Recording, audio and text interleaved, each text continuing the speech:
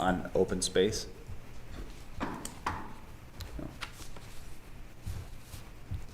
Let's move into talking about the easements. You mentioned you'd like to go into those a little bit more. I mean, yeah, we have an easement for access, and both sets of attorneys have approved, or basically said the same thing. The sewer easement is also well known.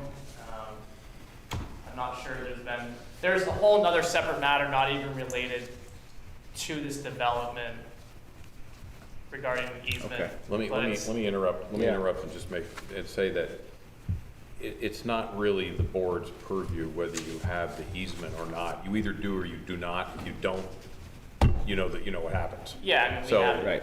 Okay. So, Thanks, Scott. Yeah. All right. Are there any other questions from the board on any items relating to this pre-app at this time? I would like to say one final thing if there's no more. Oh, no, you're gonna have, you'll Yeah. have time. We're just, wanna make sure we go through our little Yeah. punch list and. are you comfortable running through each section? Just to make sure you've got it. Just make sure you. Yeah, let's see here. Thank you.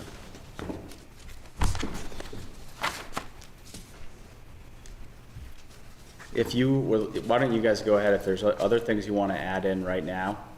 Yeah, Go for it. I imagine there's going to be testimony speaking to the use of the driveway, parking and loading. There are times that the driveway and parking lot are quite full at this time. It is our anticipation, a majority of the time, the lot's empty. If we were to put cameras on it, you'd be looking at probably over 90% of the time, which we could do. The lot is completely empty. With that being said, it's our anticipation that once we complete that development in the back, we will most likely move our real estate office out of there, which will significantly reduce traffic flow. So I know there's going to be a lot of discussion around current use and so on and so forth. But you understand that that is a promise for a future change or decision. That's not the case right now. Sure, you could make it a condition. No, I'm not going to make a condition that requires you to do something with your business. No. So we base it on the situation that we're looking at right now. Right. Okay. Scott, would you mind helping me with that list Yeah, I of where was you just want to simply, go? so I was simply suggesting that you or any one of us, it's just we make sure we run through each one and be comfortable that we've covered it all. And if we have, that's fine. Let them finish and then open it up to discussion with Okay. the people You here. want to go into everything, bicycle parking and No, I don't think so. landscaping?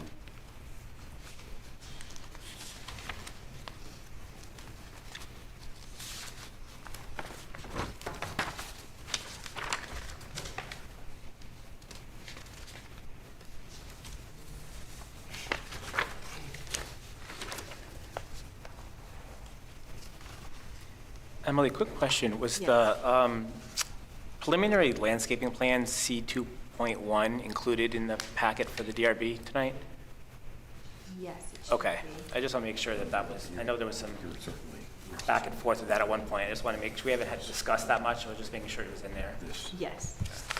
this is conflict. Yeah.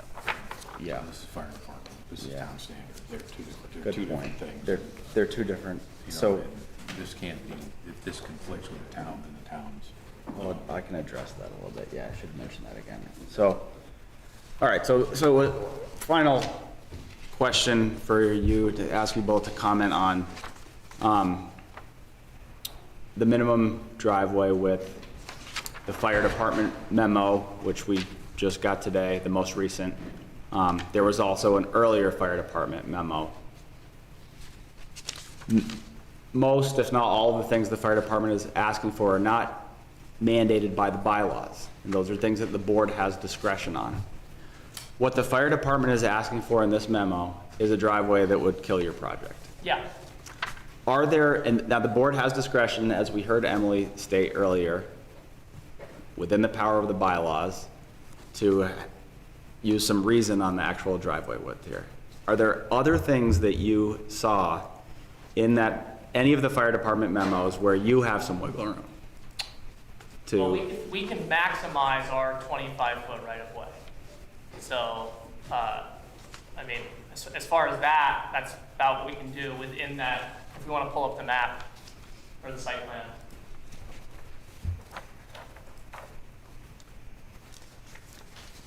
So within that, did you have, Emily, you actually had one where you highlighted, I think, Yeah, on your let's staff do that. report. Question is, which page is it on? It's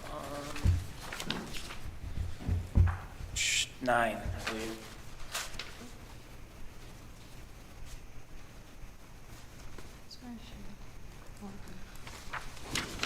Yeah, 10. Maybe a 9 or 10. 10. 10 shows the nice highlighted area of that There we go. blazing area. So we can maximize that to the full extent possible. Past that, we don't have any legal way to make that any bigger. However, there is probably a record of this. There was a brush fire in 2020 in the backyard there, and the fire department was able to access that backyard, our backyard, where we're proposing development from Slate Barn Drive. Okay. So in case of emergencies, there has been the ability to access it, and the driveway is obviously proposed, but we're proposing will be much wider than it is currently now. Okay, So, thank you. Yep. As far as what I can contribute, unfortunately, I have not got a chance to read the updated memo from the fire chief today. I'm understanding there's maybe some different language than was in the initial memo. I do know that Matt has recently reached out to the fire chief, attempting to set up an on-site meeting to maybe discuss some of this. I personally think that's probably the best way to approach this. There's obviously constraints, tight windows on this property, and limitations to what we can do both on-site and within that easement area. I'd like to think that if we met on-site and, because it's really just a turning maneuver radii issue, I think. Mainly, the site is very flat, and we're not really proposing a significant increase in the use of the property. So, I think what we would offer is really, between now and the discretionary permit application, a good faith attempt to meet with the fire chief and hash this out with him in the field. Unfortunately, I can't provide much more detail on that now. Oh, that's great. That answers my question. Yeah. Now, are there any other things, Matt and Jeff, that you would like to add before I open this up to members of the public to comment? I think the only other thing I'd like to add is I think there's also going to be some maybe testimony or discussion about drainage and drainage runoff on this property, and just want to relay a couple of the existing site features and how I don't think we're going to be significantly impacting them between how the site currently functions and operates now and how it'll function when we're done.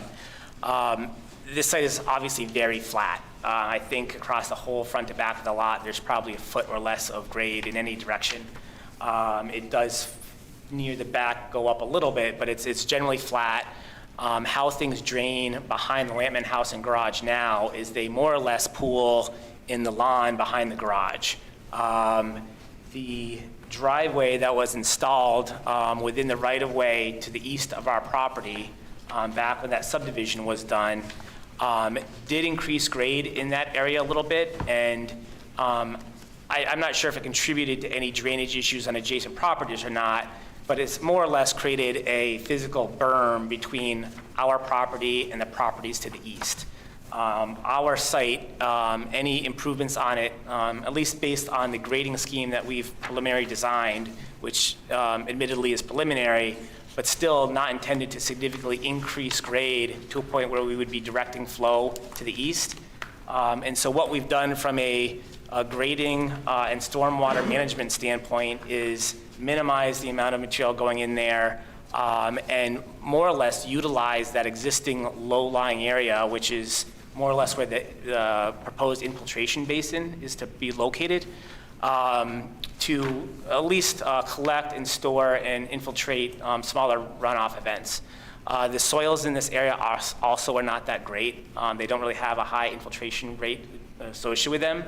So, any significant subsurface infiltration technique isn't really going to do much other than store the void space available in the material that we put in, which is why we are proposing that infiltration basin to create a shallow depression in the ground there and potentially put a few feet of either sand or crushed stone in there to provide at least some stormwater runoff that we think would function better than the current site operates now. But we do not anticipate any significant increases in runoff, whether it's to the properties to the northeast or even to the west for that matter. And I just want to kind of highlight some of that so you know where we're coming from as how we got to the design as it stands now. Also noting that what we're proposing is, I think it's less than 0.1 acres of new impervious area. We're not talking about a big development here that's going to significantly increase runoff when the sites are already heavy soils as it is. So. The new buildings also are proposed to have gutters that will obviously direct the water towards the infiltration basins. Great. The existing Landon house also has gutters all the way around. Nice. The last thing I'll add, so one thing from the fire department memo that's already included in a recommendation is about signage. So recommendation number 2E5 says, the driveway easement area must include directional signage to prohibit parking along the shared private driveway and direct people into the parking lot. Okay. Thank you. Good. Anything else we should add? Okay. You guys good? All right. All right, thank you. Thanks. DRB, you're good? All right. In that case, I'd like to open this up to members of the public. Is there anyone in person or on Zoom who would like to address the board? I know we've received many letters of comment. Thank you for all of those letters. We have reviewed them and we will continue to review them in deliberation after. If you sent a letter and you would like to address the board to supplement that letter, please do. Do we have anyone here who would like to speak? Yes. Please come on up, and there's a seat here with a little sign that says public and a microphone. If you could please just say your name and address and address the board with what you'd like us to know. Is it on? It is, okay. I'm Tim Ross. I live at 7999 Williston Road, so the property behind Ridgeline Realty. Just wanted to mention a few things. And again, as you mentioned, there's a lot of commentary that's been provided by the neighbors and so forth. I think our main concerns are water runoff, for one thing, and snow storage. And the parking, is depicted with the number of spots is tight already. If you get a foot of snow, what's going to happen? I mean, there's not going to be that much room there. So we're thinking about that as well. The overflow into our driveway that we don't want to have to police that piece of it. So Tim, you're worried about snow storage? Snow storage, yes. Certainly public safety and the emergency vehicles is an issue. Increased traffic on the road. I did mention the parking overflow. Turnaround space. I think our concerns are consistent with the other abutting property owners. I think it's fair to say we all want what's in the collective best good, and just don't believe that this project in its current form seems a little oversized for the size of the lot. Yeah, thank you, Tim. So I'll just go back to staff for a minute here, because snow storage is something that, Emily, you spoke about in the report. I did not ask the applicant about it specifically, but could you please review our snow storage minimum calculations, anything else you think is relevant here? Yeah.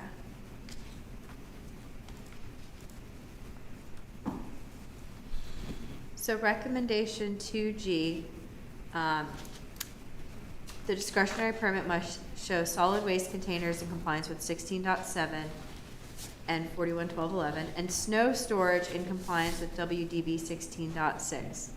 The single snow storage area shown is or is not adequate for the proposed use of the development for 16.62. And what 16 says about snow storage, there's not a direct numerical calculation. Is snow removal required? Yes, the owner or owners association is is responsible for the removal of snow from fire lanes, roads, sidewalks, trails, and other required improvements that remain in private ownership. 16.22 is a plan for snow storage required? Yes. Proposed snow storage areas adequate for the use of the proposed development must be clearly shown on the plans accompanying an application for discretionary permit. In 16.63, there's limitations, so impact on water quality. Basically, it must drain to an approved stormwater system. You couldn't be pushing snow into a stream buffer or wetland buffer. Section 2, impact on landscaping. It may be stored in landscape areas, but must demonstrate that the plantings comply with the plant materials comply, so that you're using salt tolerant plants if you're going to be pushing it into a landscape area. Snow storage can impact parking areas, but only for the first 48 hours, and it cannot obstruct sidewalks or pedestrian ways. So snow is highly variable. We can get a lot of snow. If you're a skier, that's great. For Public Works, they would like very little snow. So we really don't know how much snow we're going to get in a year or in a single cycle. Sometimes sites with a lot of impervious surface and not a lot of space have to physically remove it from the site. So the intent is that there's some snow storage areas identified where it can be pushed and moved to. That's not going to have an impact on pedestrian ways or water quality. If you're putting it in landscaping, it's going to be a salt tolerant species. But there's not a quantitative requirement for X number of impervious needs, X number of snow storage areas. Are there areas that snow storage can or cannot overlap with? For example, open space or? Yeah, that's where chapter 41 is vague. It says use and enjoyment. So in the summertime, a mud puddle, stormwater basin, that might not be fun. In the wintertime, a pile of snow, I don't know, could that be use and enjoyment? Could be, And- yeah. My kids Emily, love I it. have before. Is it Um, or and? Use or enjoyment, or use and enjoyment? Use and enjoyment. Thanks, thank you, Emily. Go ahead. Yeah, just to add, for clarification, on the proposed site plan, I believe we labeled that infiltration basin area as a potential snow storage location. It was not intended at the time to be comprehensive snow storage, outline. Sure. I think there's plenty of areas adjacent to the two parallel spots, in between the two carriage house driveways, to the left of the space, the garage. There's plenty of snow storage areas around there, given the limited amount of impervious area out between these buildings. So. Yeah, I mean, currently, there's actually some of it where that proposed, the proposed basin is, but there's also a lot that's actually put over on the west side boundary, a private open area. I don't remember what the number was, but it's directly in front of the old garage. Not right in front of the garage, but like on that side area. So, Sure. And there's, I can anticipate that people will be putting snow between between the two driveways in the back. I mean, we all know when there's a big snowstorm, like. You got to put it somewhere. Yeah. Yeah. And snow storage is something that'll have to be in the final plan at discretionary permit if we get to that point. And you mentioned gutters. Yep. Are those gutters intended to, are they able to drain into that basin? Is that, I think it's a this possibility. is a little outside of the DRB's purview. Yeah, I mean, we envisioned there'd be, drop downs and splash pads to dissipate the energy from those gutters, and we've graded the property so that there's actually a drainage swale between The swale buildings would and catch the it. back that brings Yeah. all the runoff to that infiltration basin area. We just- So it's not really outside of our purview, because the staff requires an erosion and runoff control Right, yeah. report. So those gutters do run. So that's going to be submitted at DP. Perfect. Okay. Okay. Is there anything else that you would like to? Other members of the Yeah. public? Yeah, please come on up.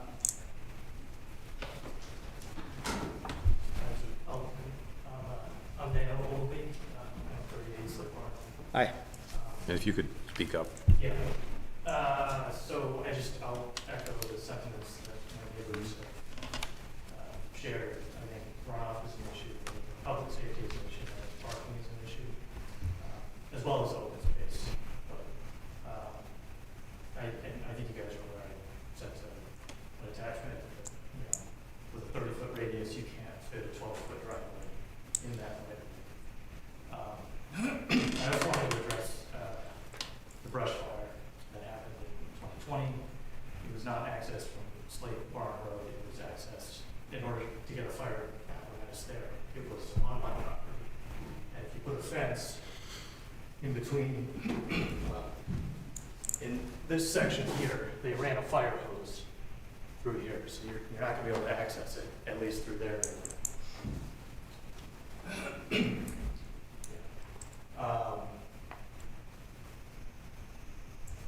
I'll also just mention, as far as snow storage is concerned, currently, the way the parking lot is set up, a lot of snow is pushed out past the garage.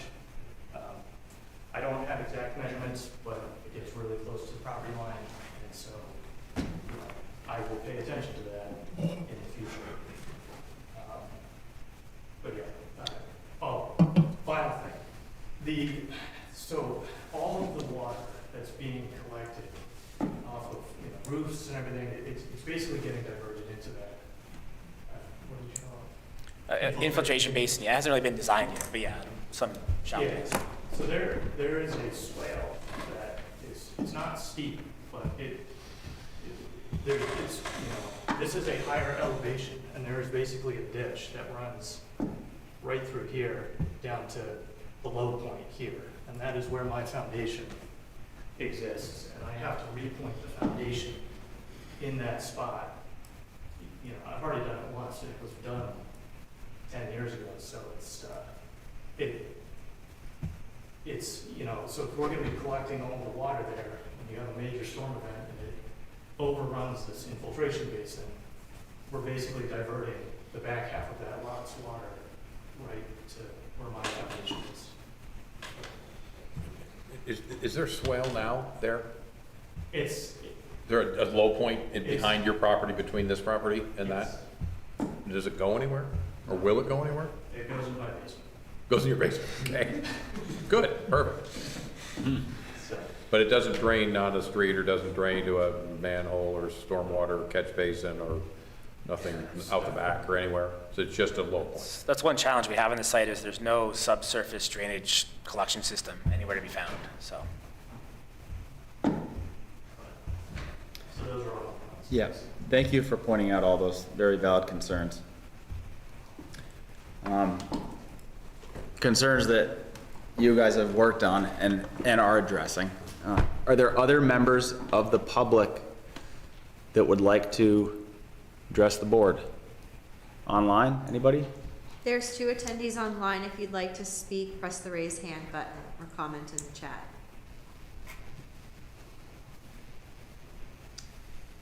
Okay, hearing none. No chats, no raise hands. Thank you, Emily. Scott? Anything all else, set. guys? All right, Yep. I have one note. of course, go ahead. The DRB, by the way, I'm Matt Monche, I'm the planning director. Dylan, I don't know if I've been to the meeting, you've been in yet. So Not yet. welcome to the board. The tension between the fire department plan review document and the DRB's review process under Williston zoning has been somewhat longstanding, and I think most of the board members are familiar with it. I do want to admonish the applicant and their team that as a driveway that serves a multi-family dwelling, the duplex in the back, this is jurisdictional for the state of Vermont Fire Marshal. The fire marshal implements versions of the National Fire Protection Association, NFPA standards. Those standards can be variably implemented. They are done so in Vermont. They are done so in conversation with and on advice of local fire department personnel.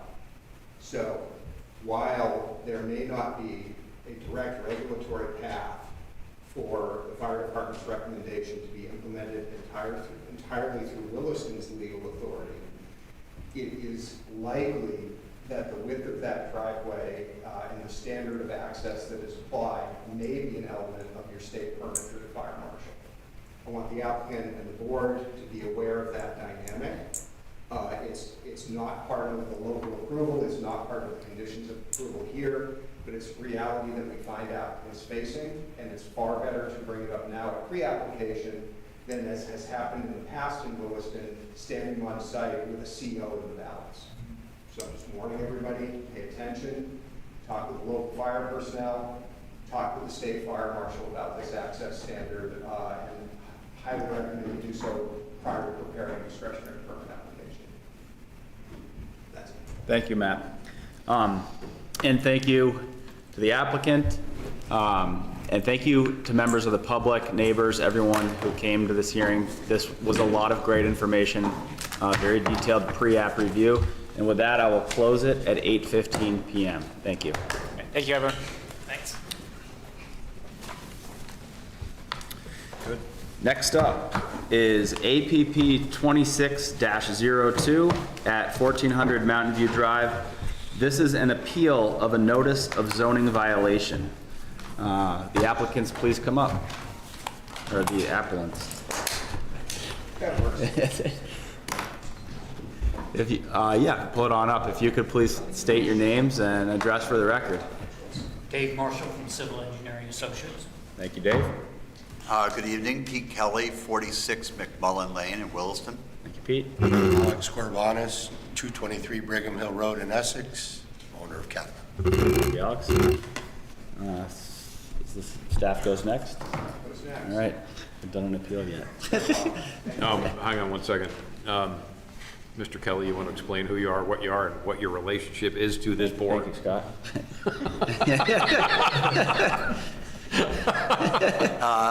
Avid golfer. Avid golfer. No, I don't. No, Doesn't count. I'm acting as a consultant for Alex at for Catamount to help him navigate a number of things, including the notice of zoning violation, but also the transformation of Catamount into the next phase of its journey. And you are a past member of this board and still an alternate. I am past member, past chair of the DRB, currently an alternate. I would have to recuse myself if thought it would be a good idea to get it out. if any circumstances required that in the future. Okay. Thank you, Scott. Thank you, Pete.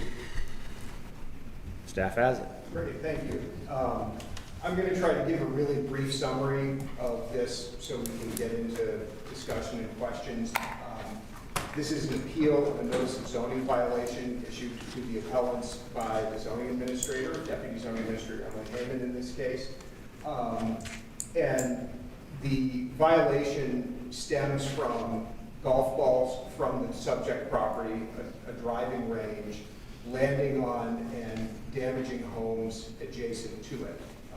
Both the townhomes and another single-family home further down have experienced golf balls landing on their property over the years and recently, as well as cracked siding, cracked solar panel, etc. That violation complaint was brought to Williston, to the Planning and Zoning Department through Emily's work as Deputy Zoning Administrator. There was a series of communications and issuance of violation warnings and violation letters, as documented by the history in the staff report, culminating in notice of zoning violation second follow-up letter dated June 18th, 2026, issued to Big 3 LLC, the operator of the Catamount driving range.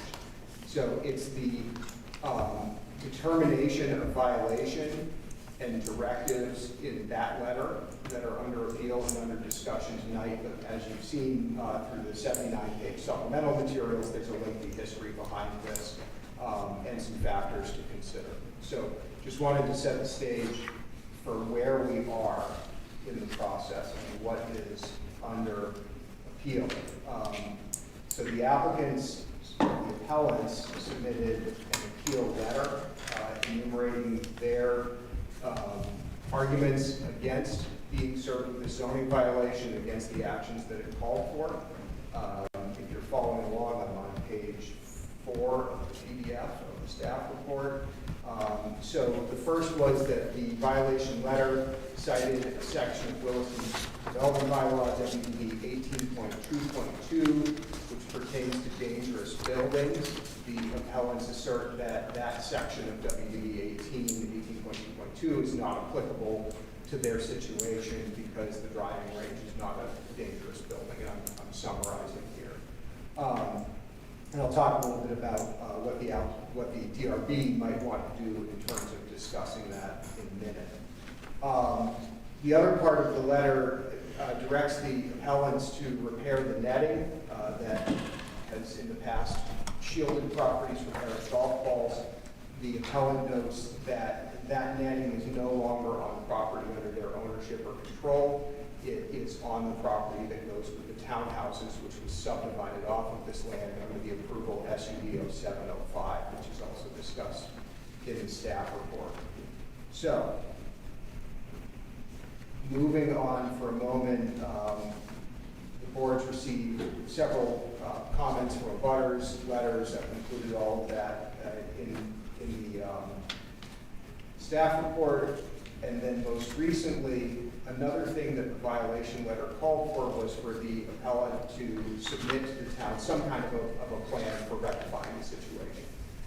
It provided a deadline for them to do that, and that plan was submitted to me by that deadline on July 20th, I believe. What the appellant proposes to cure the violation does not involve repairing the net on the neighboring property, nor does it involve installing any additional net. Rather, it proposes, and I'm going to summarize really briefly and let the appellants go over this when they speak, reorienting the tee boxes to aim balls further away from the homes, prohibiting left-handed golfers from using the tee boxes that most likely result in a slice into those residential properties, and adding some additional monitoring of the use of the facility and staff education such that if somebody is, either by mistake or willfully directing balls off property, they would be spoken to and potentially removed if they were doing that. So paraphrasing a lot there, I'll let the appellants go into details on that. But no new netting in that plan, several management activities, and one structural, one reorientation of the tee boxes. So I want to talk a little bit about what the appellant's appeal based on. So on page 6, first was the application of WB 18.2.2. Normally this would be the section of the bylaw that's used to compel somebody to demolish a building that had been damaged by fire or other calamity and that presented an attractive nuisance or a danger to emergency personnel who were serving that building or responding to it. Probably not, I think we maybe went a couple decimal points too deep into the bylaw with this citation. WDB 18, the chapter that it's in, is the nuisance chapter, nuisance and safety. It's about zoning, regulating properties and uses of land such that they don't create a nuisance or a safety hazard that extends on the property. We use this chapter to deal with construction sites where trash is not being managed and it's blowing off site in someone else's yard or a public right of way.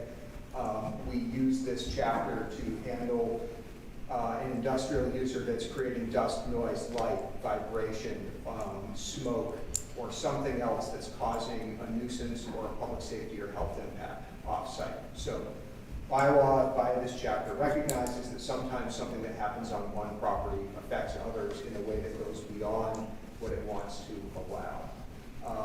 So the appellant raises the question, is 18.2.2 applicable here?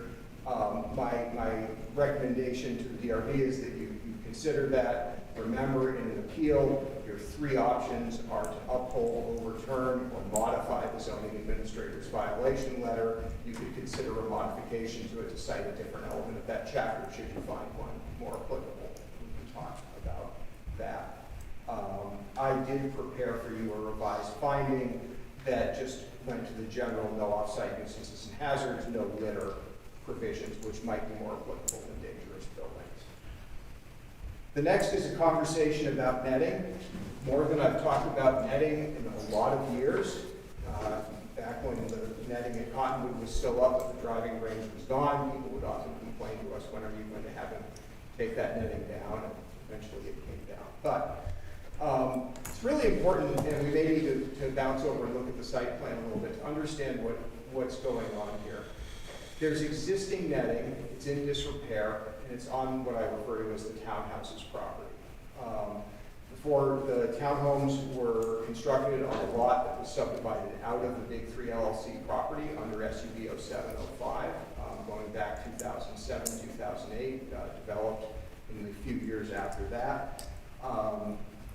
And that was conveyed over with that property to that new entity and that new development.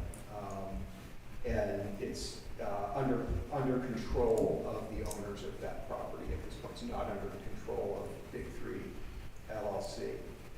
But there's a depiction of netting in the plans that accompany the approval of SUB 0705. And I use the term depiction very, very loosely. There's a dotted line around the driving range on that subdivision plat that says netting. I looked through the minutes. I looked for a discussion of the netting from when that subdivision was approved. I looked for any specification of the netting I could find. I did the same for the approval record of the golf course itself. It was a dotted line on the plan. It wasn't discussed during the hearing for SUB 0705. Its installation or maintenance was not made a required improvement or subject to a development agreement or posting of escrow or guarantee, which is usually the way the town gets people to do things that they deem necessary for them to do in order to gain a development approval. There's no specification on the plan as to what the netting is supposed to be made out of, how tall it's supposed to be, or anything else. And that line exists on the plans going back to the approval for the golf course. I think it was carried over onto the plans for SUB 0705. If anybody meant to discuss it, they didn't. They didn't make it into the minutes. It certainly didn't make it into the conditions of approval or become part of the permit record. But the fact that it's on a site plan is a representation anyways. So it's a binding representation that there's something on the site plan. Yeah. Okay. I get into that a little bit because it's also getting really old, and in some interpretations, maybe a representation that was made over 15 years ago, which is Vermont's statutory limit for all claims on land. And it may mean that if there was ever a hook to get that installed, or if SUB 0705 was meant to be a proposal to install netting, the ability to require it may have passed. Yep. Okay. And I mentioned in the staff report, the townhomes were built, they were permitted, certificates of compliance, what we now call a CO, were issued for those. That netting or its state of repair or installation of netting off-site was never brought up. So there's going to be some challenges there to focus on that particular solution in this case. I would look at an imposition of a requirement to install netting on this as a new solution to a problem that is happening, rather than trying to enforce an old condition. So I'm not saying don't write a zoning violation that says put netting all around this driving range. I'm saying probably don't lean too hard on the now more than 15-year-old representation on a plan. So the important thing I want folks to understand is the netting drawn on the plan and the netting that ended up on the townhome property are kind of two different things. Maybe they were meant to be the same thing at one time, but they weren't depicted accurately. So that's the conversation about netting. And then I'm down into some recommended findings of fact for the board to consider. Most of these are just about the procedural stuff that led us here, discussing the dangerous building section of the bylaw, discussing chapter 18. And then I have, as you often see, conclusions of law, with is not choices, and overturns, upholds, modifies choices that you can make in that verbiage.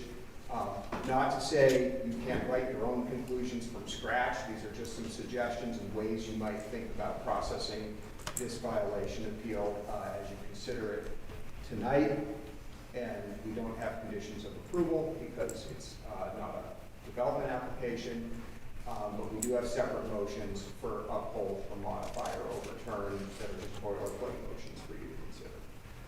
So I'm going to stop there. I know I went fast. I'm happy to back up or answer more detailed questions about elements of the appeal or what's happening on the ground, representation of the appellant, or the input we got from neighbors on this. But probably just recommend the board proceed with speaking with the appellant and neighbors on this.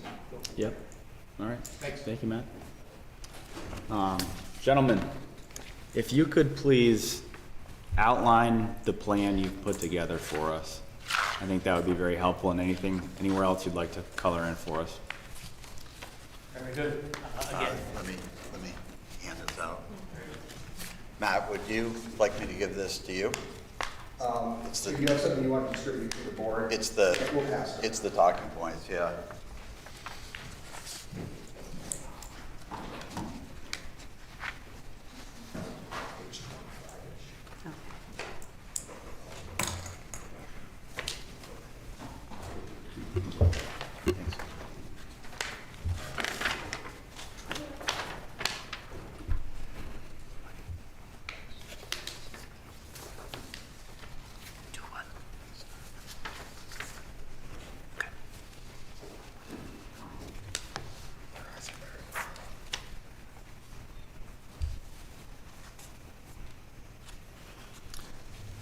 Would you like to give us some time to read this, or would you like to walk us through it? I can walk you through it. Perfect. Yeah.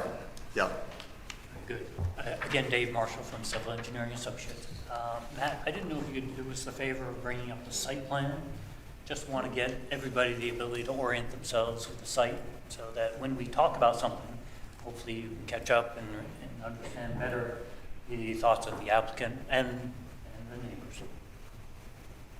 Does this plan work for you to present on? This one will be out on screen? Or there are others? We have more of a civil engineering plan. We have that.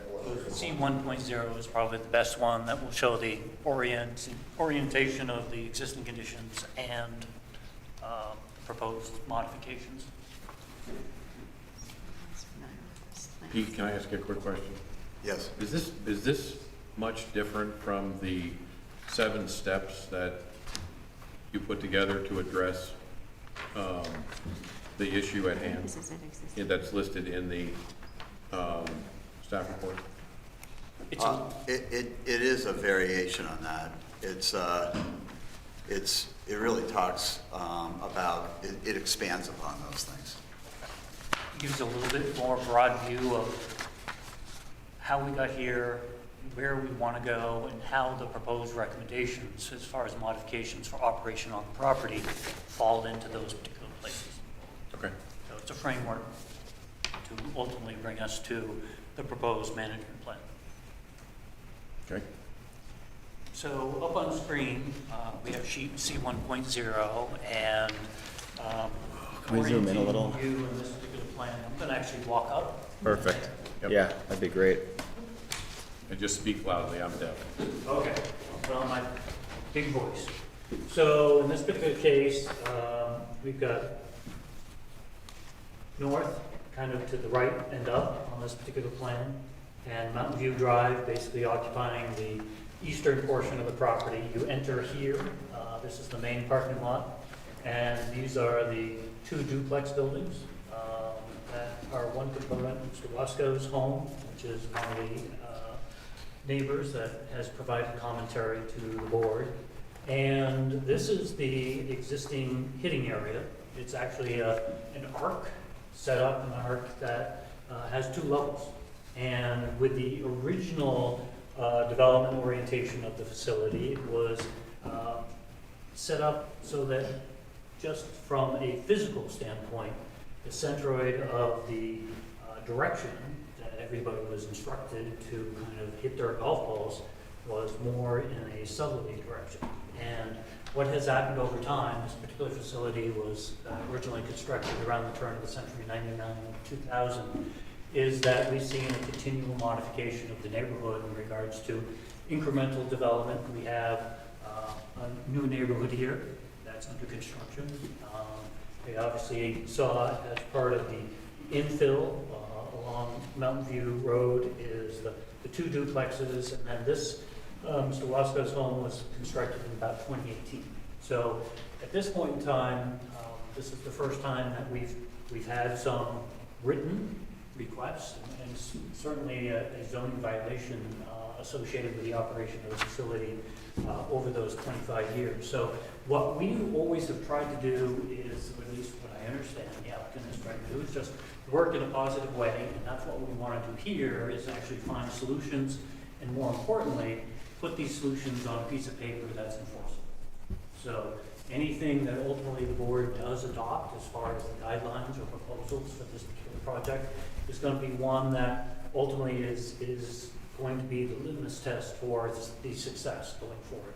One of those components, we'll get into more detail, is ultimately recognizing that every program can be made even better over time, and that's going to be a component of the proposed management plan for this particular facility. So again, as this particular neighborhood has morphed, we've also recognized that some of the original intentions when the facility was built in '99 also needs to continue to morph. So in this particular case, what the management is looking to do is actually make this more of a family-oriented area that provides more introduction of golf to new golfers. And out of all that, I'm sorry, I'm getting off the task, but ultimately what that means is that we will be able to provide more resources to help manage the actions on this particular area, which in turn we found over time has been problematic. Golf balls have left the property. There's no secondary issue about that. What we want to do is figure out a way to basically improve the performance as far as golfers utilizing this facility. So with that, one of the challenges is there's 2 levels on this particular deck. The second deck is 12 feet below the bottom deck. And as soon as you put somebody 12 feet further up in the air, their golf ball is also going 12 feet higher up in the air. So for orientation purposes, this hedgerow kind of represents where the original netting currently continues to exist. And in this particular case, what we have found is that golf balls have found their way over that particular net. What also happens as far as topography is that the landform falls off in this direction.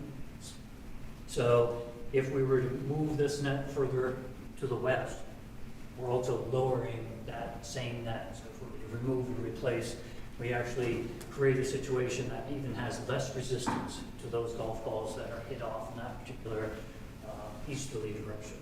So there's a 7-point plan that's part of the management approach for this particular property that seeks to essentially reorient the whole visual features and physical features within this particular hitting area. And what we're trying to do is, again, put the golfers' sights, thoughts, and directions in an area that is further away from residential homes. That all being the background, we also recognize that there are also people that don't follow the rules. We have created a game plan that has multiple signage. Granted, signs can be ignored, but at the same time, one of the features within each one of these hitting areas is actually a diffractor barrier. And as we rotate those, we actually also put signs right on that. So when you're hitting your golf ball, right-handed or left-handed, you're going to be seeing that same sign, those guidances every time. So it's a constant reminder of what the responsibilities of the golfers are here. And then lastly, as far as staffing, we also want to make sure that people are following the rules. So we are not only installing a new monitoring system as part of the proposal, but also increasing staffing. We just need to basically make sure that the bad apples that can create, those particular situations that are adverse, that those are managed in a more aggressive way. So out of all that, there is that particular 7-point program that's within the application package. And what we always are trying to do is find solutions, find opportunities for improving the operations in a way that creates less conflict with this particular infill area. It does move it closer to the golf course, but we ultimately are trying to create a situation where golfers are relating with golfers as opposed to golfers relating with non-golfers. So that's a big picture in regards to orientation, how we are looking to basically refocus the operations within this particular area, and with that, create a new dynamic in regards to how golf balls are directed through this particular facility. Thank you. Could you speak a little bit more about how you're actually reorienting people? Because the building's not moving, correct? That's correct. Okay. So, Matt, we do have details, actually right on the top of that sheet. So what we've tried to do is identify in the dash lines, the existing orientation of those particular hitting mats. And what we're doing is reorienting not only the mat, but also those deflector areas or devices that are in between each one of those hitting areas. So we're basically physically taking the person that used to look this way and rotating them that way.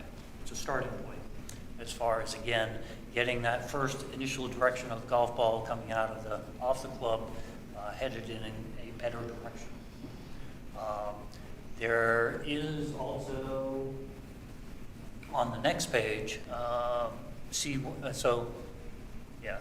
kind of, the red arrows represent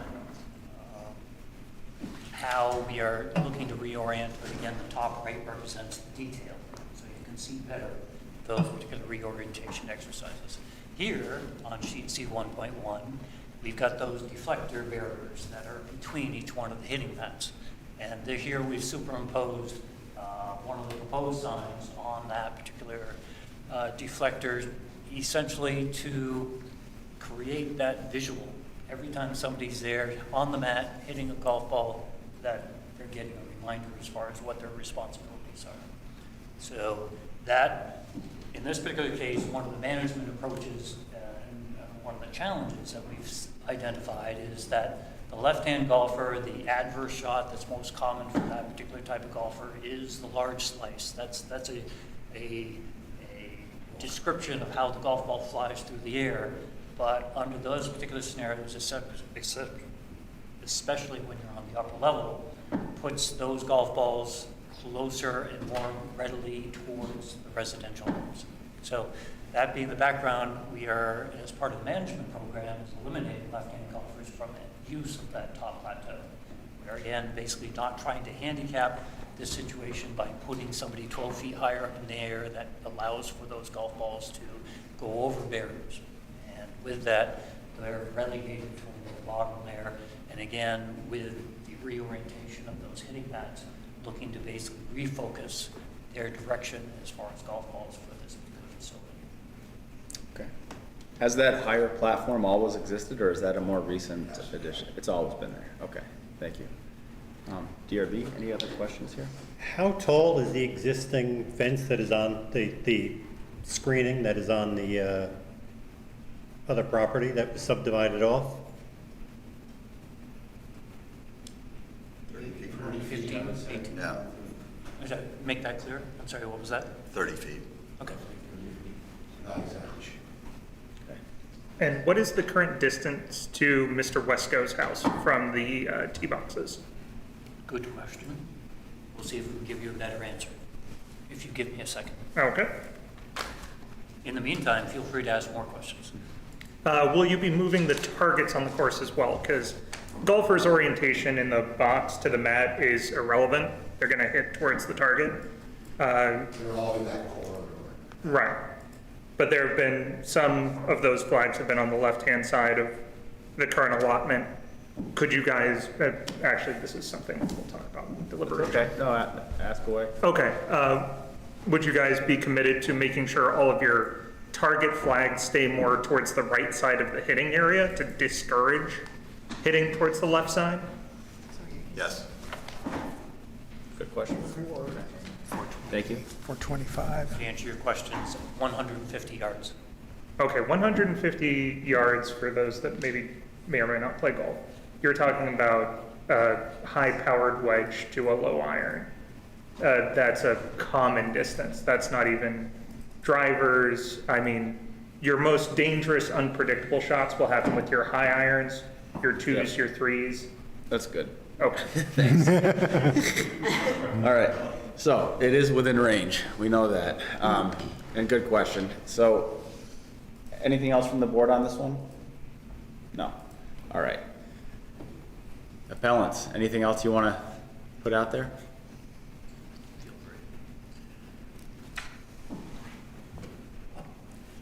No, the only thing that I would add is the handout. We're not going to go into detail, but there's a transformation that's envisioned on Catamount, and that is to become a teaching facility for new to golf, and that's going to be the emphasis. So it's going to be kids, couples, just anybody, seniors, anybody that's new to golf, and teach clinics at the driving range, and then use the 3 holes that are existing as the practice what you've been working on in the clinics to put to use. And so the emphasis is going to be skewed towards that beginning golfer. Thanks for that context, Pete. That is helpful. One other question just popped into my head for you all is, are your customers asked to self-report? Are they asked, or is that part of the plan that if, you know, you hit a ball and it hits somebody's house, are they told they should go report that to staff? Or could that be part of a plan? Would that make sense? Okay. I think, you guys good? Yeah. All right, thank you for all of that. If you don't have anything else, then I will open it up to the public. Okay? Okay. Are there members of the public who would like to address the board, either in person or on Zoom? Please come on up and have a seat. You know the drill at this point. Oh yeah, how we doing? I am Alex Wasco. Mr. Wasco is noted in some of the diagrams. I live at 1512. I also love 1512 Mountain View Road.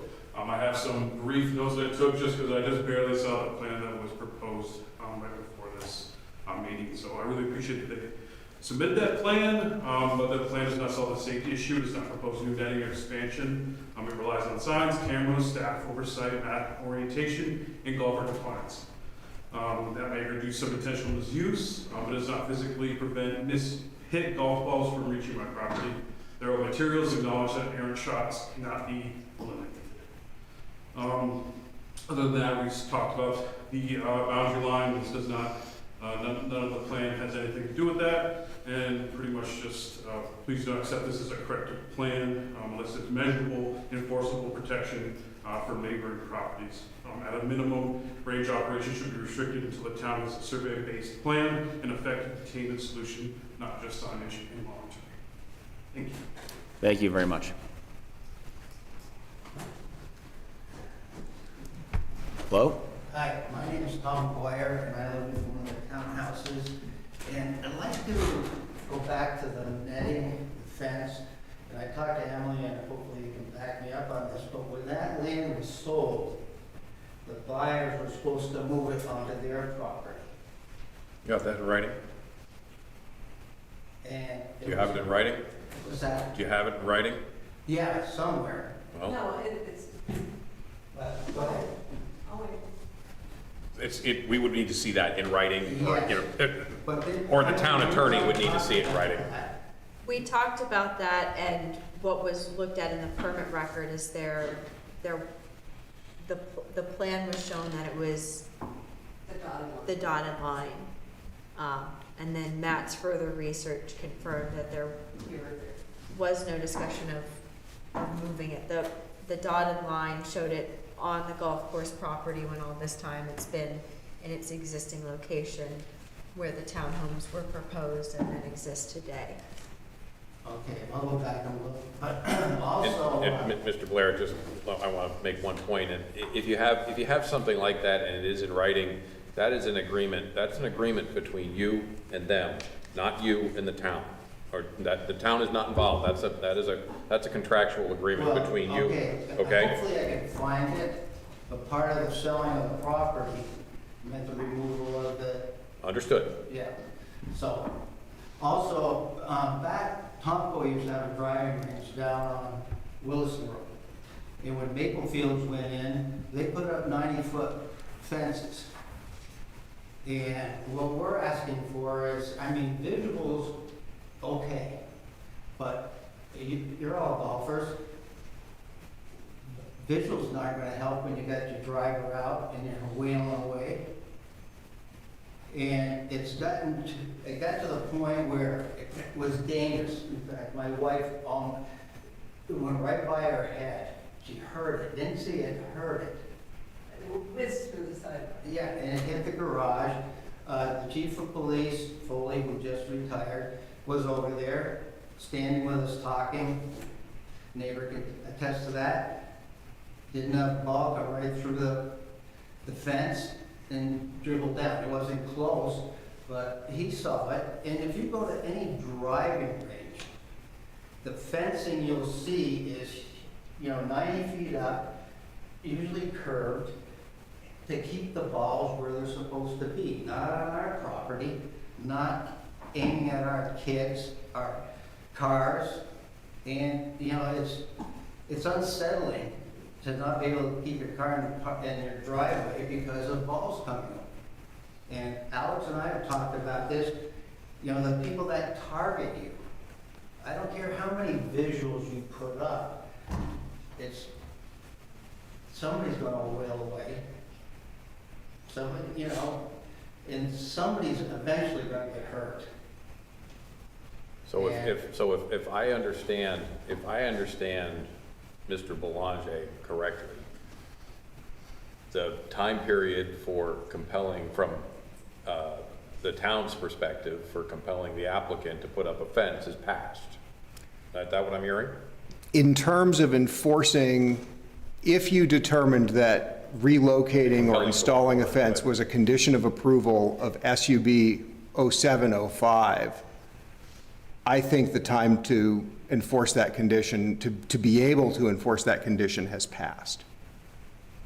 Okay. So you're telling me that the fence that's up there that we didn't put up, and the danger that it's creating. But you won't.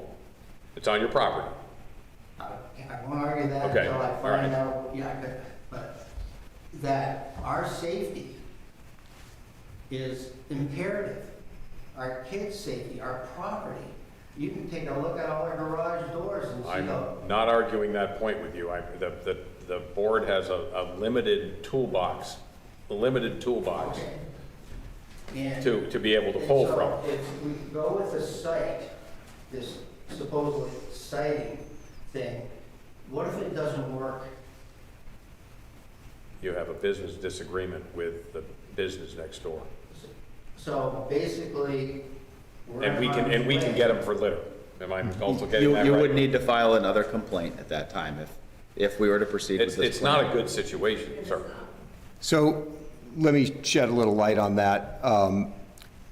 This is an appeal of a particular violation letter that was issued that makes particular assertions under the bylaw about a situation that has occurred that has been complained about.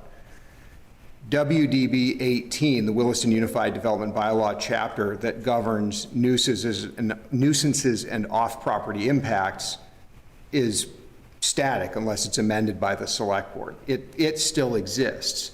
It still says that properties generally may not have these certain unreasonable adverse impacts on neighboring properties.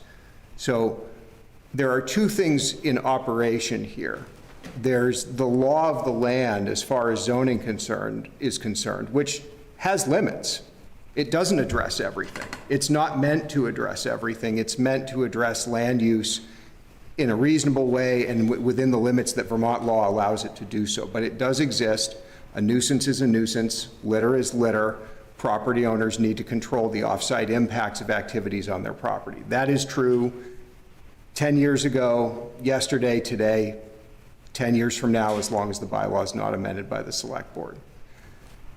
But in addressing this violation notice and this appeal, it's important to look at the history.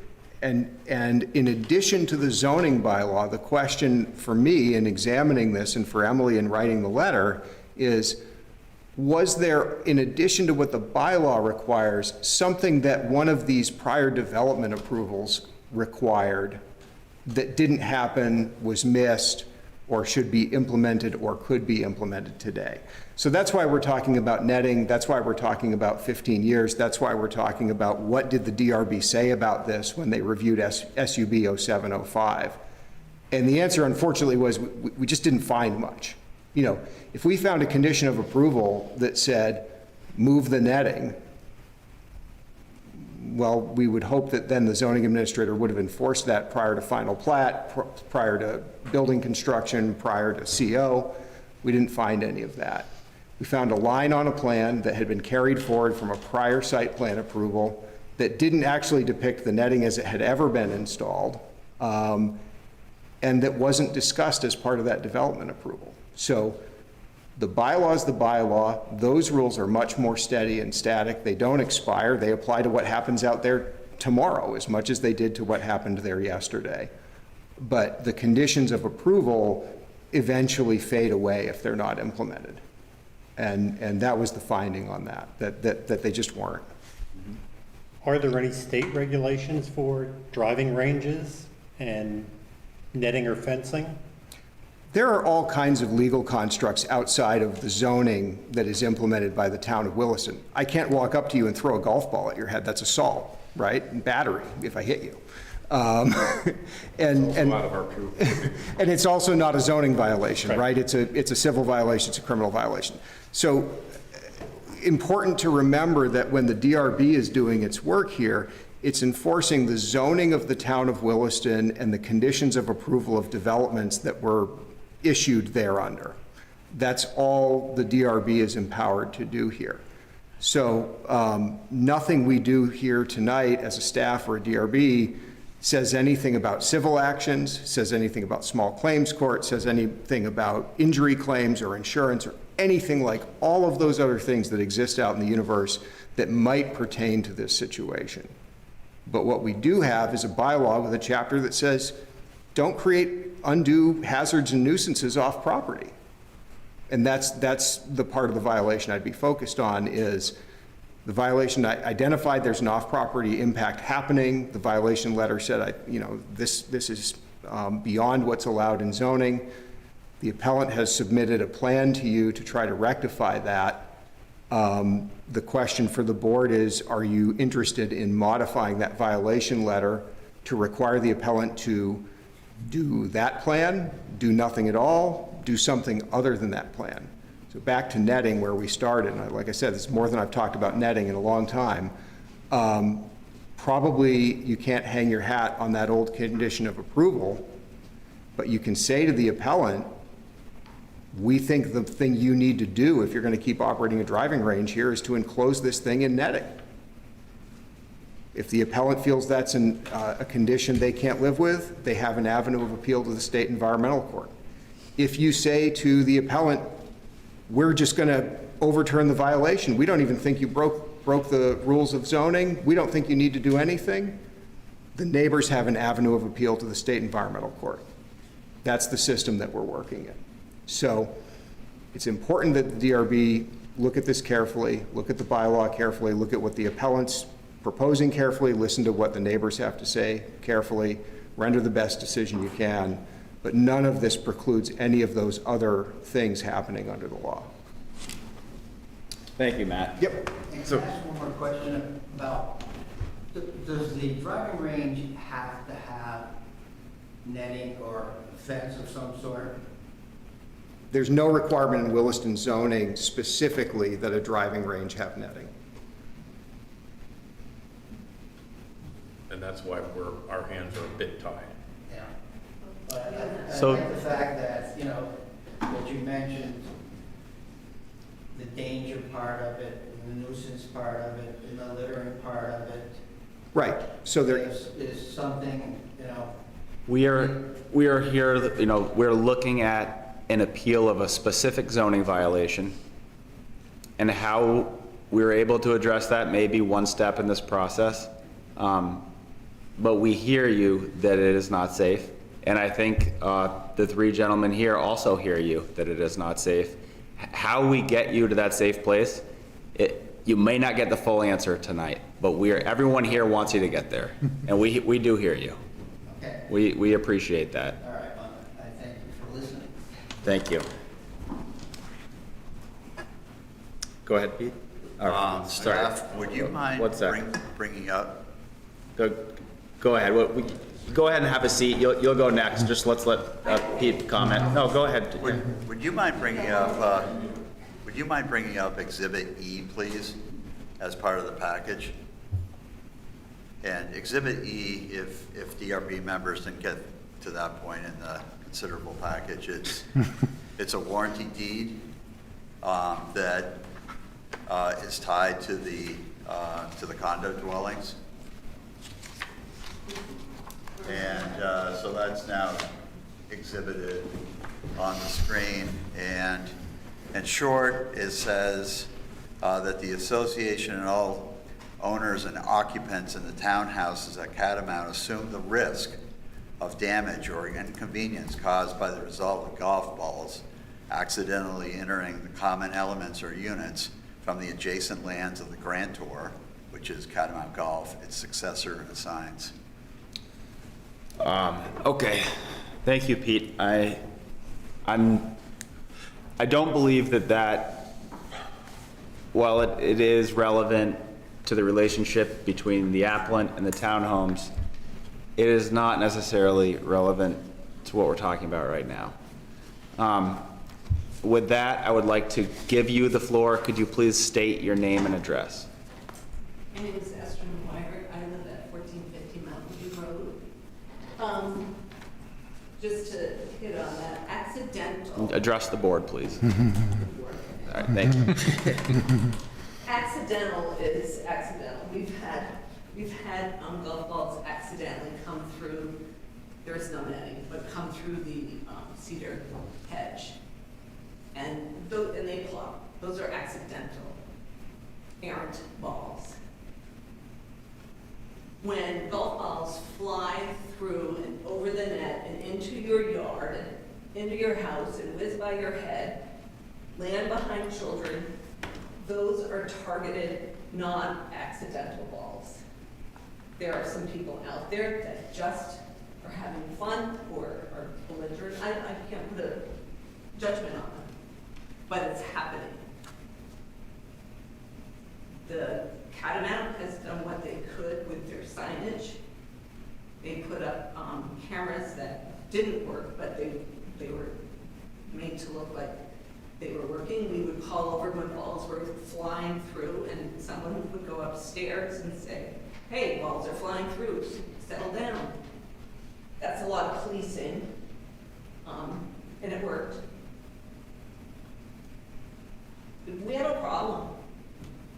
And I don't want to normalize this, and it feels that way to me right now. That's the way it's feeling. So that's all I have to say. I'm feeling like that's it. Thank you. Well, that's important. Thank you. Are there any other members of the public who would like to address the board? Please come on up, state your name, and address for the record. Hey, how's it going? Jerry? Yep. Hey, my name is Lemmy Singh. I live at 1448 Mountain View, which is the first property close to our driveway, which is an easement that enables us to access our homes, so thank you for that. I live there with my wife. We're a young couple. We moved back to Vermont, after leaving for 10 years. We're part of that young cohort that you need to keep the community thriving, right? I wish that as a golfer, someone that played competitive golf growing up here, that you could have just handled this over here, right? And I also appreciate that you've done quite a bit, Alex and the golf course have done quite a bit from the concept of policing. I've had it happen where a ball's come over, I've been a little livid, I've walked over, I've presented the evidence, and very quickly a gentleman has gone up and said, hey, you can't be hitting balls like that, right?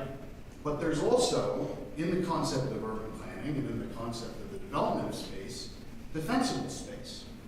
You have the ability to look at space and look how it is evolving and changing over time and adapt that space to the current problems we deal with today.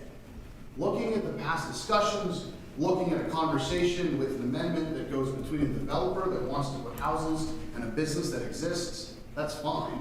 I have zero interest in impacting the business. I think it's beautiful to live next to a golf course. It's beautiful to have that open air and hear people chuckling when they're out there. But I also know that all 4 of our properties and our neighbors with Fifth have a tremendous amount of damage. We've had vehicles hit. We have young children in the 4th home that have a little house outside that sometimes when Willow, 6 years old, is playing, so she'll come out and be like, ooh, I found a golf ball. That's not fair, right? That's not fair to the community. That's not fair to all of us. And that's not fair to Alex. Alex is a business owner. If something happens, you're fundamentally going to have the liability on you at the end of the day if something really does go wrong. And so I appreciate the fact that there's a 7-point plan. I also think as a golfer that we need to shut down the top of the space that's 12 foot up because the fence really isn't a fence. And you have to redirect all of the items in that particular direction. Or we need to look at, hey, if we have this new development coming up with a tremendous number of homes, maybe there's a different place that the golf course, the driving range can be put. Maybe it can turn into a wedge green, right, instead of a driving range. Maybe we limit the type of clubs that are there. I'll reiterate, I don't want to be here. I don't think it's a good use of time to have conversations with mediators or boards or governance. And we really appreciate your time. We appreciate Chief Foley's time for coming and checking it out. And we appreciate the willingness to have a conversation to get to a better place so that we can live in this home for a long time. Because as a young person, if we get to the stage of having kids and golf balls keep coming over, I may want to switch. And that's not an ideal way, right? You don't want to take taxpayers out of your property. So with that, Alex, just thanks for being here. Thanks for being here in the evening, to all of you. And as a golfer, let's just solve this so we can move on. Really appreciate it. Thank you. Thank you. Any other members of the public, in person or online? There's one attendee online. If you'd like to speak, please raise your hand or comment in the chat. Members of the board, any other questions? Anything else you guys would like to offer up before we close this one out? All right, well, with that, I will close this hearing at 9:06 p.m. Thank you all. Thank you for your time.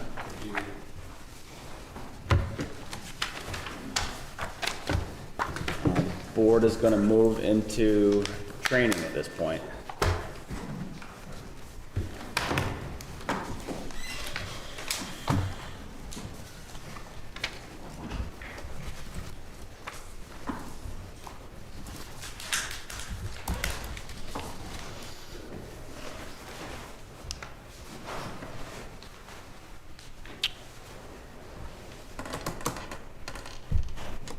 Does that training as the next agenda item make sense to everyone at this point, or would we prefer to do that another way? What do you think, Scott?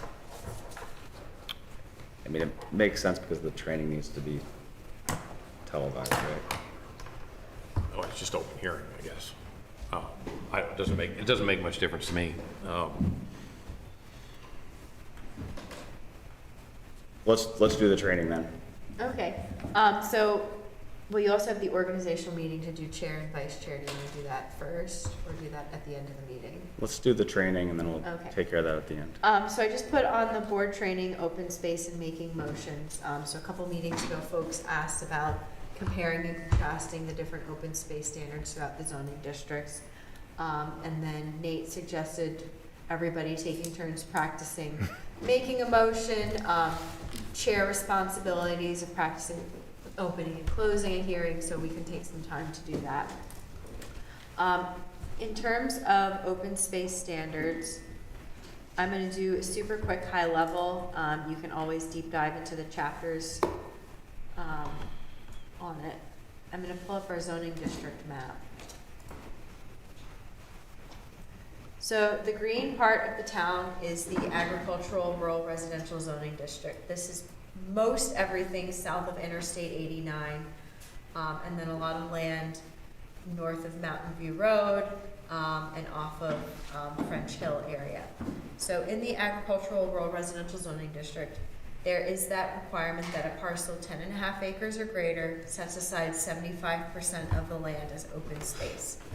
For many years, that open space set aside was just a building envelope designation. Currently in our bylaw, and for the past couple of years, it's required to be its own separate lot. So its own parcel that shows up as its own parcel on this map viewer, and is distinct on a subdivision plat. And then there's parameters for that open space. We've gone over it in some of those recent subdivisions about wetlands, watershed buffers, steep slopes. Those would need to be in the open space. The yellow part of the town is the residential zoning district. So there is a open space requirement there, but there's no quantitative minimum. So it does not have that 75% requirement that the ag rural district has. And it has those same parameters about what kinds of lands should or must be in that open space, like wetlands, steep slopes. And it's a little bit more flexible on viewshed impacts. It's in the sewer service area, so we anticipate development here. So farmlands of local importance are also deprioritized, because the intention of the yellow part of town in the residential district is that there will be suburban but pedestrian-friendly oriented subdivision development.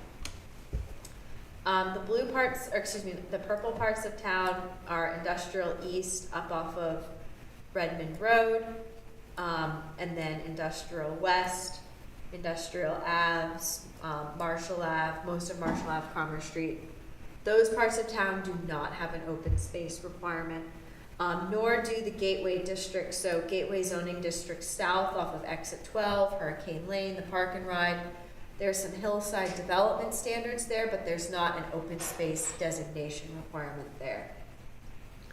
Mixed use commercial, basically Home Depot, Walmart area, on that southern Harvest Lane loop, no open space requirement either.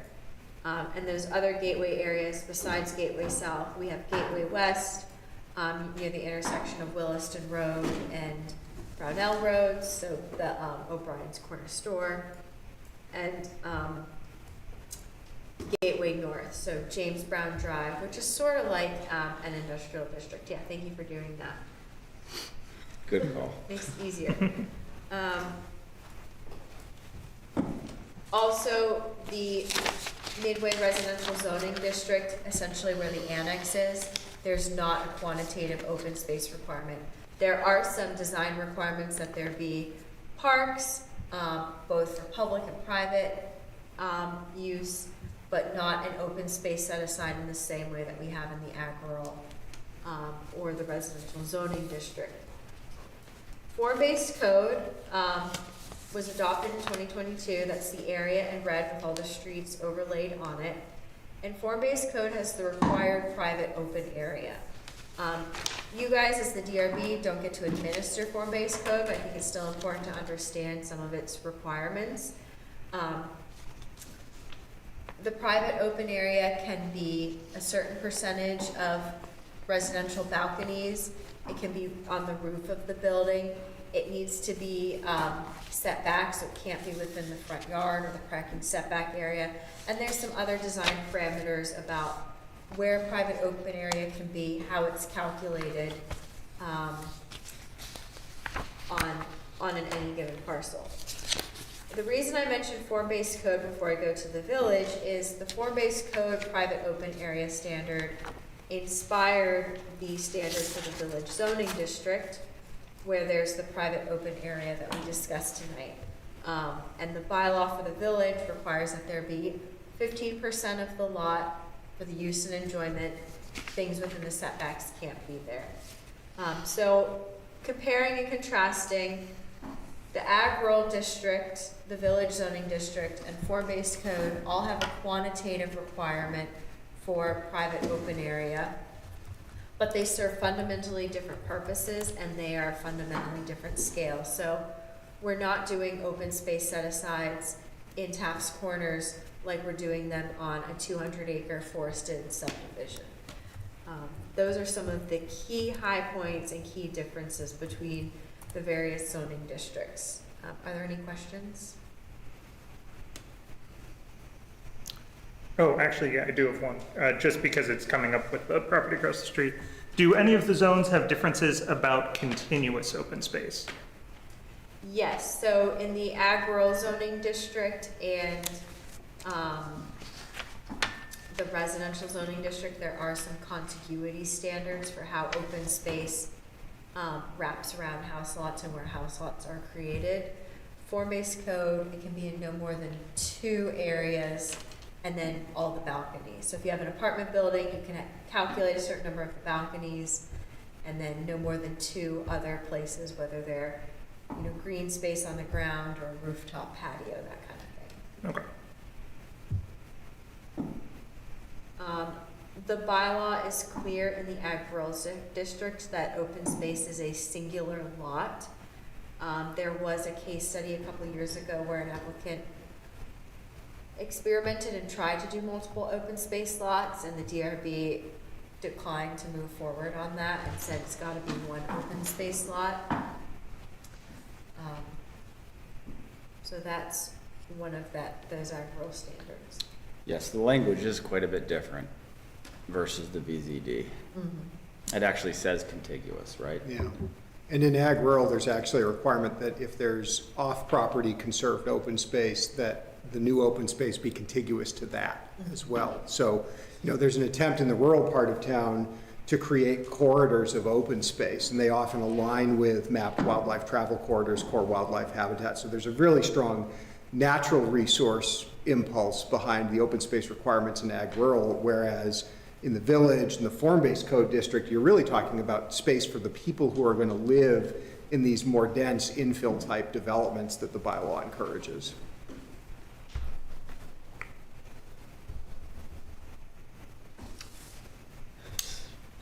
More questions?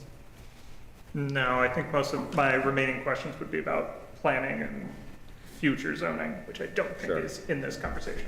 Well, I think that this is a good time to bring up too. This is something I did not do a lot when I was first on the board.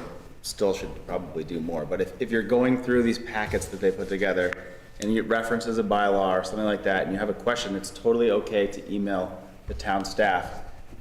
You know, you probably should not reply all with a question about a specific, and even in the language in an email, you shouldn't reference a specific, hearing. But to ask a general question about bylaws, or if you're not sure, then you pick up the phone and call them. If you're not sure how to ask it, but that we're happy to do that. Definitely, yeah. And I think this is the appropriate forum to talk a little bit about how the bylaw is amended, if there's anything that could be amended, because it's not good to talk about amending the bylaw during an active public hearing for an application on the table. So yeah, if you want to talk a little bit about that, we can. Yeah, that's exactly and we don't need to go through one by one making motions. I just was hoping to get a little bit conversational with everyone so the questions can come out, and maybe that's a good thing to start talking about if you want to go through that, Emily.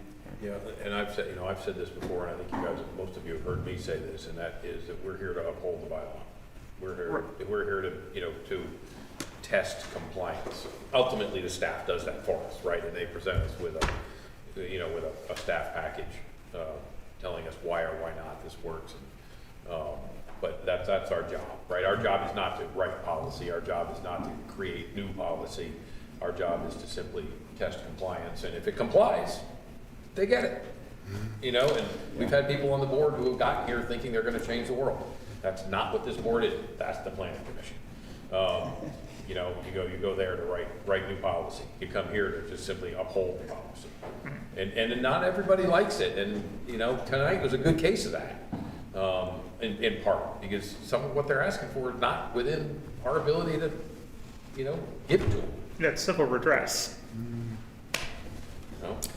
It can be tough, but if we do just follow the bylaws, it does keep us out of trouble. Right. I mean, it's, Well, you know. if you don't follow the bylaws, You get- you go to, you know, they go to e-court, you get overturned, you know, and that costs the town a lot of money, that costs people a lot of money, and, you know, so forth and so on. So it's, you know, our job is to get, you know, try to get it right. And, Even if you don't like it.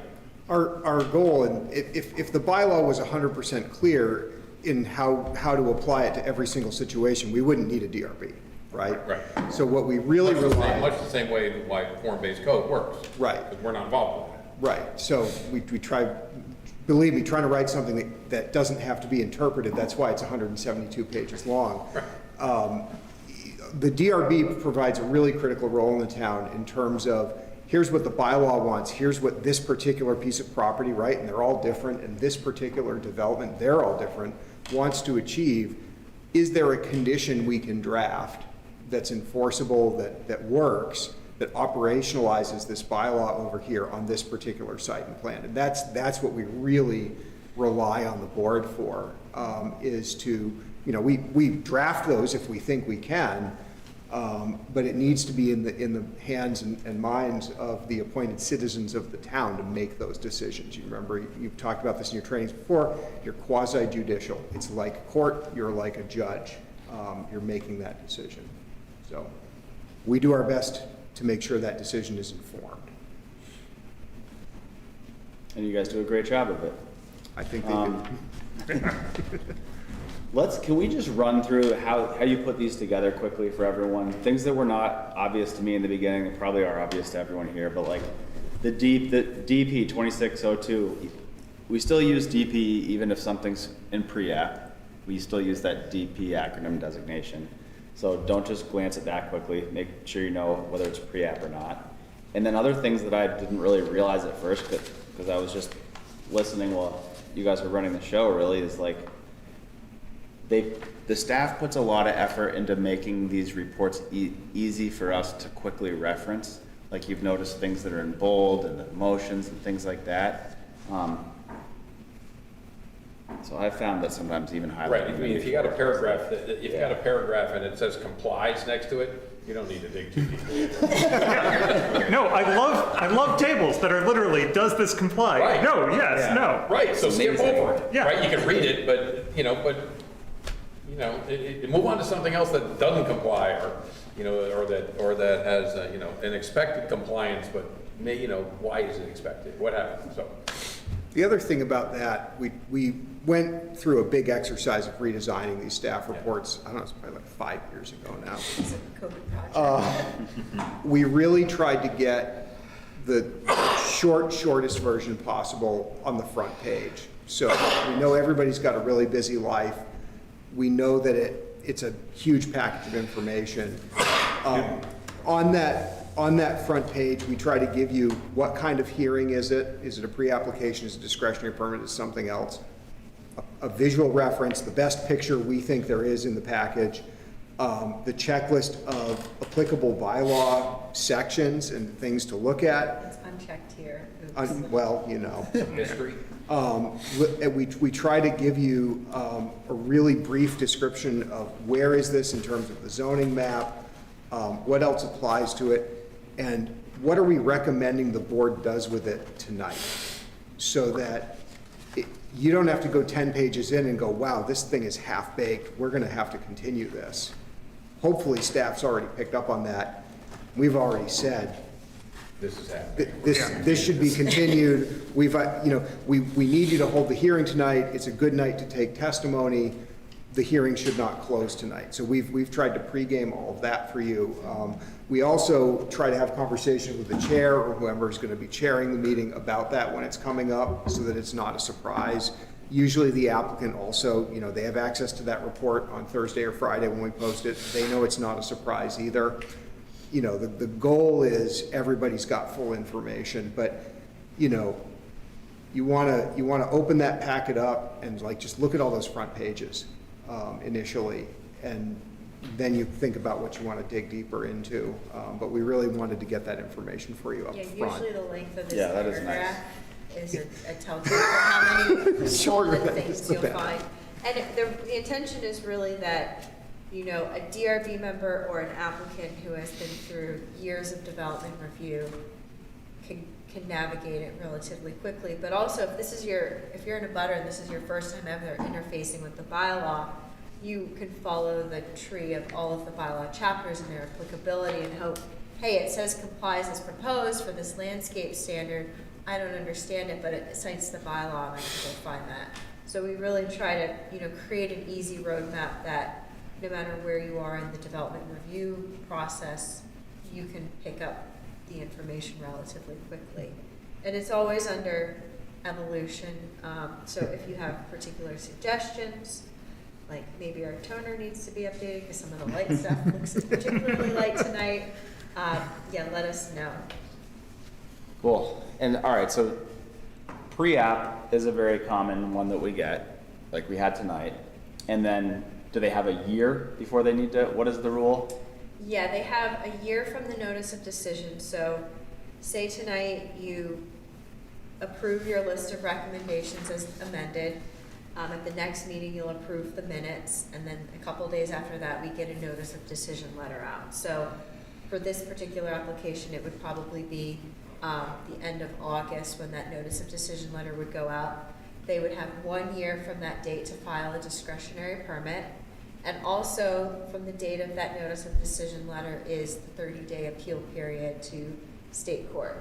And that appeal deadline is the same for pre-application as it is for discretionary permit.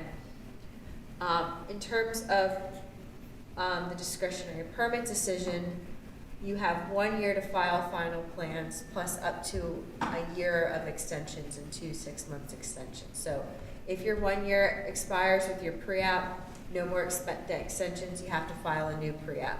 If you're 1 year at filing your final plans from discretionary permit approval, you could get a 6-month extension or a 6-month extension.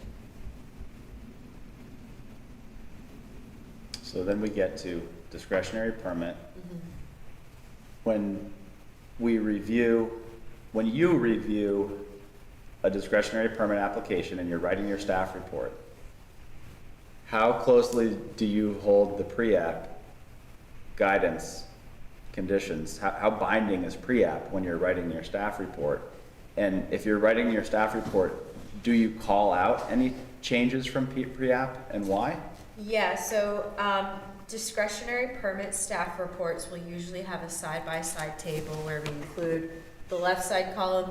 Here's all the things you said at pre-app in your recommendation, and here's some staff notes on how the applicant did or didn't address those comments. So a lot of it complies as proposed. They showed their landscape buffer. They met public works comments from water, sewer.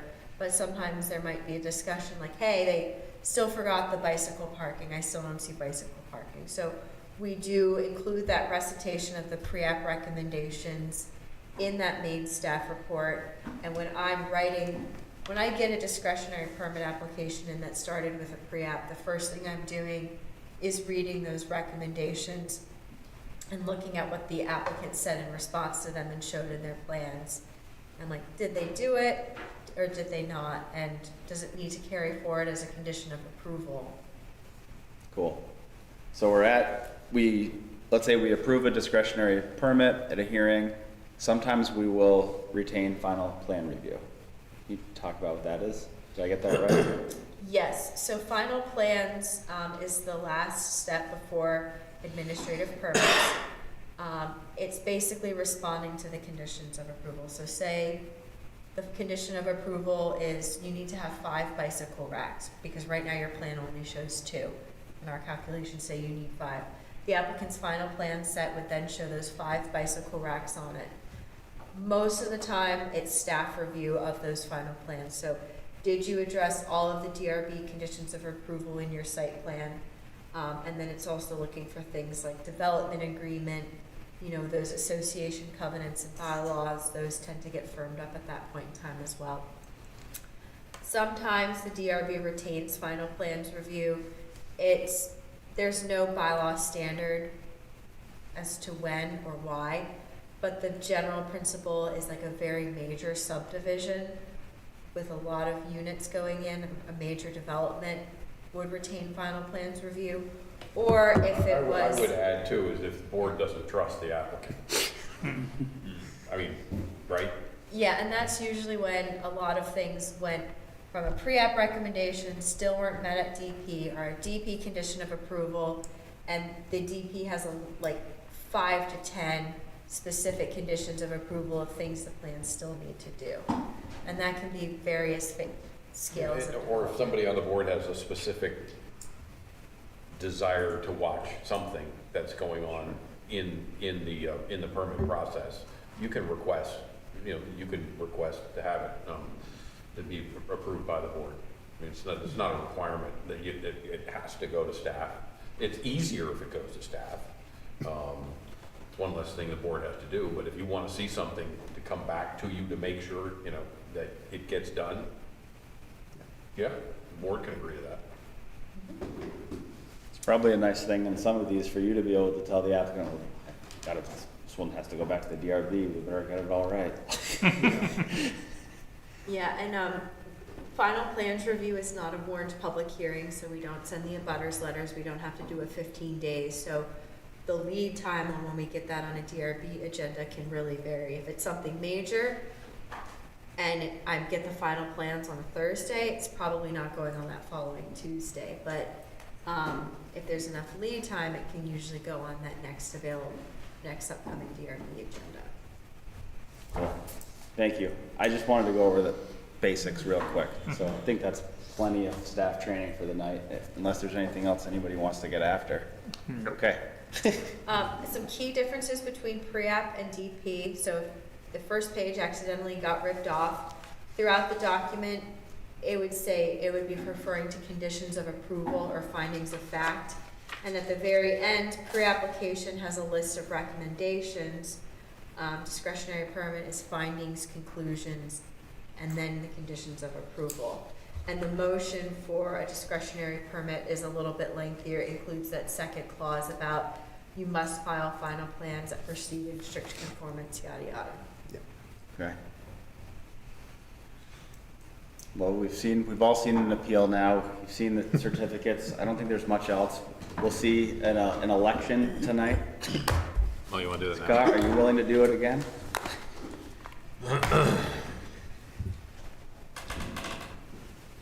Yes. I will say that this will be my last year on the board. So I'll extend through this next July, but then I'm going to request denied. I make a motion to staff that request is denied. Curtis seconds. See if you ever get another development approval in this town. Yeah. I can either tell you that now or tell you that in a year, but I'll tell you that. Yeah. So a year from today is what you're saying? A year from when my appointment expires, which is next July. I guess you've now set the expectation there. That's the minimum notice. All right, and I'm willing to continue this for another year anyway as well, if everyone will have me. Or if anybody else wants to do it. Exactly. It's an open. Yeah, I'm not trying to box. Yeah, no, I'm not jumping deep end quite yet. Anyone down. If there's interest, speak up, or forever hold your peace. For at least for 12 months. Exactly. So all in favor of nominating Nate as chair for the coming year? Aye. Aye. Aye. Nays? Vote on that? You can vote for yourself, sure. Aye. 5 ayes, no nays, motion carries. Okay. Vice chair? Can we get a motion for vice chair? Yeah. Do we need to have seconds on these? Does it matter? You can, but you don't need to. Whatever. Is it the same with a certificate of appropriateness? You don't really need them? Yeah, it's sort of like squishy. It's Okay. squishy. If you want to be super formal with Robert's rules, you can. If you want to just do it by consensus. All right. Well, I'll move to nominate Scott again for vice chair for another long 12 months. All in favor? Aye. Aye. Nays? 0. 5 ayes, no nays. Motion approved. Great. Okay? Close deliberations? Yeah, let's move into closed deliberations. Oh, boy. Amend it real quick. And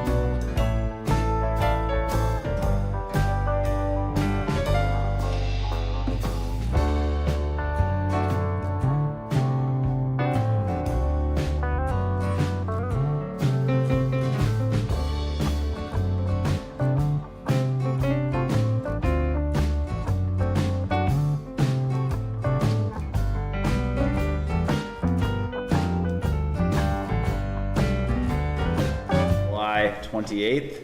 It is 10:29 PM and the DRB is back in session. Is there a motion for DP 26-02.1, 7997 Williston Road in the VZD? I make the motion. Thank you, Dylan. Do we have a second? I second. Thank you, Jim. All right, as authorized by WDB 6.6.3, I, Dylan Hornibrook, move that the Williston Development Review Board, having reviewed the application submitted and all accompanying materials, including the recommendations of the town staff and the advisory board required to comment on this application by Williston Development Bylaw, and having heard and duly considered the testimony presented at the public hearing of July 28, 2026, accept the recommendations for DP-02.1 and authorize this application to move forward to discretionary permit review with the following should be my verb choice here, with the following selections to recommendations in motion. Okay.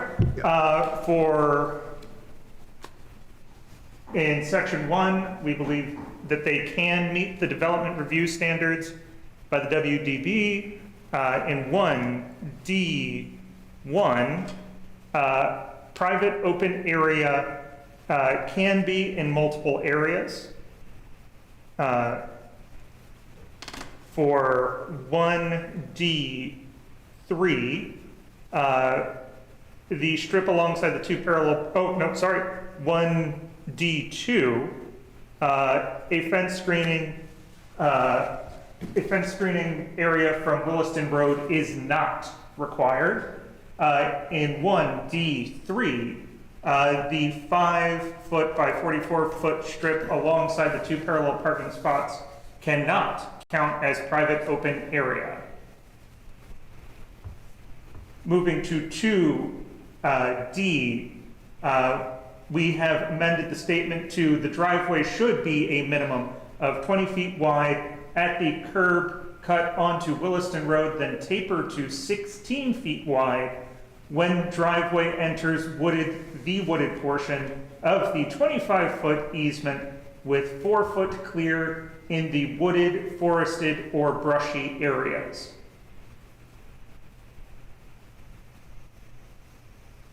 Moving to E2, the 7 counted parking spaces, including 5 surface parking spaces, are sufficient. Moving to E3, the parking lot and access aisle layout does meet the intent of the WDB. Moving to 2G, WDB 16, the single snow storage area is not adequate for the proposed development of WDB 6.6.2. And finally, 3B, Williston Fire Department memo dated September 6, 2025 and July 24th, 2026. Oh wait, that should say July 28th. July 28th, 2026. The applicant is encouraged to communicate with the fire department regarding the recommendations and potential action of the fire department may take if their recommendations are not followed.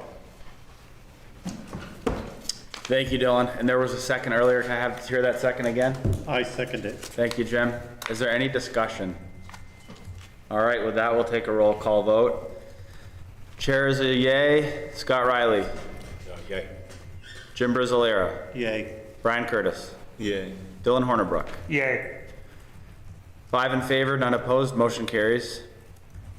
Do we have a motion for APP 26-02, 1400 Mountain View Road in the RZD? So moved. As authorized by WDB 6.6.3, I, Brian Curtis, move that the Williston Development Review Board, having... Oops, sorry, wrong one. Let's get the, it starts out the same, let's get the appeal one. Or it starts out different because it's the appeal, sorry. Yeah, no worries. As authorized by WDB 5.4.6, I, Brian Curtis, move that the Williston Development Review Board, having reviewed the appeal of the administrator's decision, all of the accompanying materials, and have heard and duly considered the testimony presented at the public hearing of July 28, 2026, accept the findings of fact and conclusions of law as modified by the DRB for APP 26-02. An appeal of notice of zoning violation, second follow-up letter, and modify the decision of the administrator as follows. By Friday, August 28, 2026, 1, make the changes to the driving range enumerated in the letter and site plan submitted to planning and zoning on July 20th, 2026. The approved findings of fact, and I'm reading all these, right? Right, as written. As written. And the conclusion of law, per WDB 5.4 and 24 BSA 4465, the DRB determines that the administrator's decision is not or is? I guess is not right, Matt. Is not consistent with the specific provision. Correct, because then you're modifying. Because you're modifying, Yep. right? Of the WDB and modifies that decision. 2, WDB 18.2.2 governs dangerous buildings and enumerates 7 physical condition criteria. None of those criteria directly address golf balls or other off-site impacts from an outdoor recreational use. The DRB finds that WDB 18.2.2 does not pertain to golf balls being hit from a driving range onto an adjoining property. 3, if the DRB selects, does not in conclusion number 2 above, the DRB finds that WDB 18.1.1, the basic requirement of this bylaw, is that no development should present a hazard or constitute a nuisance for the occupants adjoining lands. And the requirements of WDB 18.8.2 and 18.12 intended to prevent the litter from being blown off-site are applicable to this situation and operational changes as proposed in the July 20th, 2026 corrective action plan. It may be required under these provisions. The July 20th, 2026 submission satisfies the procedural deadline set by the second follow-up letter. The operational management plan that does not modify netting isn't acceptable as a resolution of the notice of zoning violation. It is acceptable.